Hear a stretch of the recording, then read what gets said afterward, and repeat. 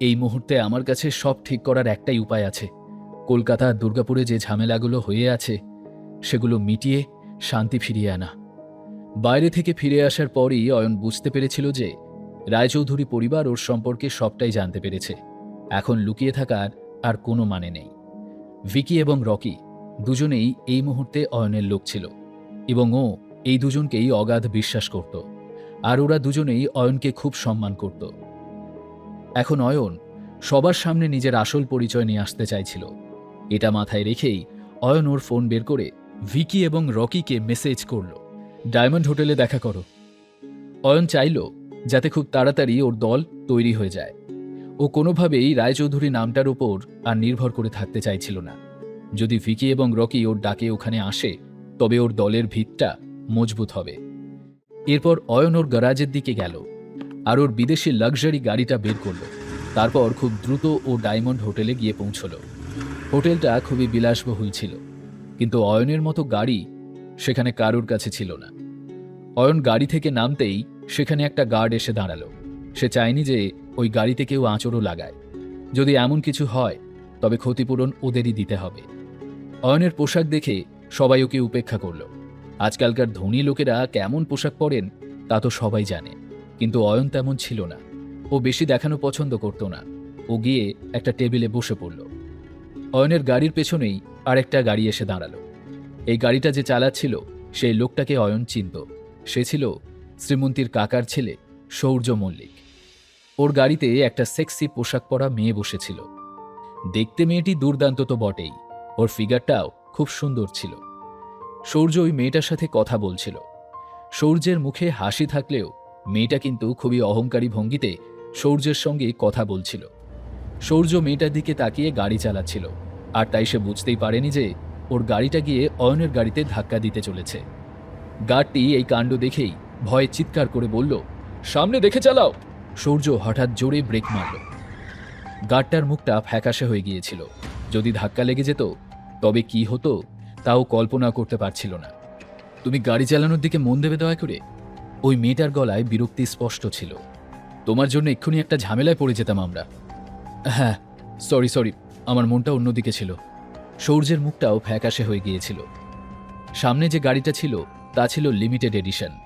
যদি সেটাতে একটুও ধাক্কা লাগত তাহলে অনেক বড় ক্ষতি হতে পারত। ছাড়ো, গাড়ি পার্ক করে ভেতরে চলো তাড়াতাড়ি, মেয়েটা বলল। সৌর্য দ্রুত গাড়ি পার্ক করলে ওরা দুজনে গাড়ি থেকে নেমে গেল। অয়নের গাড়িটা দেখেই মেয়েটার চোখে ঈর্ষা ফুটে উঠল। অয়নের গাড়িটা সত্যিই খুব সুন্দর ছিল। মেয়েটা এমন গাড়ি আগে কখনো দেখেনি।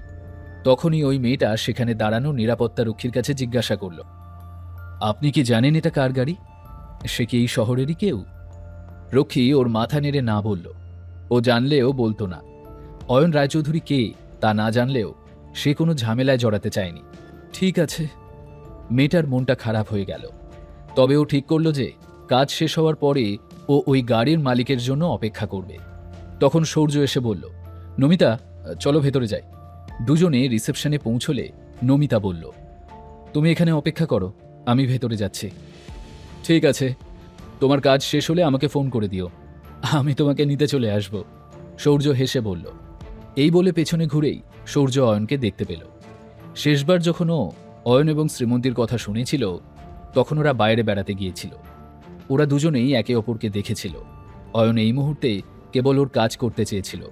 ও সৌর্যর সাথে কোনো ঝগড়ায় জড়াতে চাইছিল না, কিন্তু সৌর্য ওর সাথে ঝামেলা করতে পছন্দ করত। অয়ন, তুমি এখানে কি করছো? সৌর্য ওর কাছে এসে প্রশ্ন করল। তোমার দরকার কি তাতে? অয়ন হাসতে হাসতে জবাব দিল, তুমি আমার সাথে এভাবে কথা বলতে পারো না। আমি শ্রীমন্তীর কাজিন, ভদ্রভাবে কথা বলো। সৌর্য মুখ বাঁকিয়ে বলল, শ্রীমন্তীর কাজিন? অয়ন ভাবল, সৌর্য এত সাহস দেখাচ্ছে কিভাবে? এই তোমাদের বাড়ির সেই ঘর জামাই? ঠিক সেই সময় নমিতা সেখানে এসে মুখে একটা বাঁকা হাসি নিয়ে প্রশ্ন করল। সৌর্যর সাথে কিছুদিনের বন্ধুত্বের পরেই নমিতা অয়নের সম্পর্কে অনেক কিছু জেনে ফেলেছিল। অয়নের নামটা মনে এলেই সৌর্যর মুখের ভাবটাই বদলে যেত। ও অয়নকে অপমান করার কোনো সুযোগই ছাড়ত না। অয়নের সম্পর্কে এত কিছু শোনার পর আজ অবশেষে নমিতা ওকে দেখল। হ্যাঁ, এই সেই ছেলে, সৌর্য বলল। পুরো মল্লিক পরিবার যে অয়নকে ঘৃণা করত সেটা নমিতাও জানত। সূর্য যখন জানতে পেরেছিল যে আবির দেব বর্মন অয়নের ক্লাসমেট, তখন থেকে ও অয়নকে আরও ঘৃণা করতে শুরু করেছিল। যদি এই অয়ন আবিরকে না চিনত, তবে সানরাইজ টাওয়ারের ইনচার্জ সৌর্যই হতো, শ্রীমন্তী নয়। শোনো নমিতা, একে যদি কখনো কোথাও দেখো, তবে এর থেকে দূরেই থেকো, সৌর্য বলল। চিন্তা করো না, আমি ওকে আমার আশেপাশেও আসতে দেব না, নমিতা বলল। নমিতা ধরে নিয়েছিল যে অয়ন একটা অকর্মণ্য ছেলে। কোনো মানুষ যার মান সম্মান আছে, সে কখনোই ঘর জামাই হতে রাজি হয় না। নমিতা এবার সৌর্যকে বলল, ঠিক আছে, এখন তুমি যাও, আমার বেস্ট ফ্রেন্ড এখন আসবে, নমিতা বলল। ঠিক আছে ডার্লিং, তোমার কাজ শেষ হলে আমাকে ফোন করে দিও, সৌর্য বলল। ঠিক আছে, তুমি এবার যাও, নমিতা অধৈর্য হয়ে বলল। শুনে সৌর্য আর দাঁড়ালো না। ও বুঝতে পেরেছিল যে নমিতা এখনও ওকে খুব একটা পছন্দ করে না, না হলে নমিতা ওকে নিজের বন্ধুর সাথে পরিচয় করিয়ে দিত। আর এদিকে অয়ন ভিকি এবং রকির জন্য অপেক্ষা করতে লাগলো। এই যে, তুমি অন্য টেবিলে যাও, আমাকে এখানে বসতে হবে।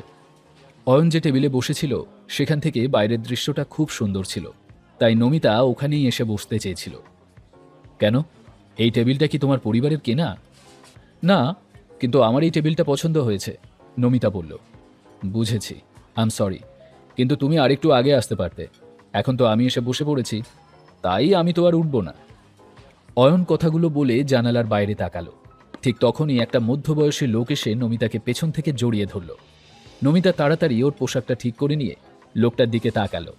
সেই লোকটা নমিতার হাত শক্ত করে ধরে বলল, এই ছেলেটা কে নমিতা? মুকেশ, এটা ওই মল্লিক পরিবারের জামাই, নমিতা বলল। মল্লিকদের জামাই? ও। ওই লোকটা আগেই এর কথা শুনেছিল, কিন্তু কোথায় শুনেছিল তা মনে করতে পারছিল না। আর এই কি তোমার বেস্ট ফ্রেন্ড? অয়ন ব্যঙ্গের সুরে নমিতাকে বলল। মুকেশ, এই ছেলেটা একেবারেই ম্যানার্স জানে না, একে প্লিজ একটু ভালোভাবে শিক্ষা দাও তো, এ আমাকে তখন থেকে বিরক্ত করছে। তাই নাকি? ঠিক আছে, আমি ওকে দেখাচ্ছি মজা। এই বলেই মুকেশ অয়নের দিকে এগিয়ে গেল। তোমার সাহস কিভাবে হয় আমার গার্লফ্রেন্ডের দিকে তাকানোর? এ তোমারও গার্লফ্রেন্ড? তোমারও মানে? নমিতার কি অন্য কোনো বয়ফ্রেন্ড আছে নাকি? লোকটা রেগে গিয়ে জিজ্ঞাসা করল। আসলে নমিতার চরিত্রটা একটু এরকমই ছিল। যে ওকে কিছু উপহার দিত, নমিতা তারই হয়ে যেত। অয়ন এসব ঝামেলায় পড়তে চায়নি, কিন্তু ওই মুকেশ নামের লোকটা বারবার অয়নকে একই প্রশ্ন করছিল, আর নমিতা চুপচাপ দাঁড়িয়েছিল। এখন অয়ন কি করবে? ও কি নমিতার ব্যাপারে সত্যিটা বলে দেবে? ভিকির সাথে দেখা করেই বা কি প্ল্যান করবে ও? জানতে হলে শুনতে থাকুন এই গল্পটি, শুধুমাত্র পকেট এফএমে। লিঙ্কটি রয়েছে ডেসক্রিপশনে।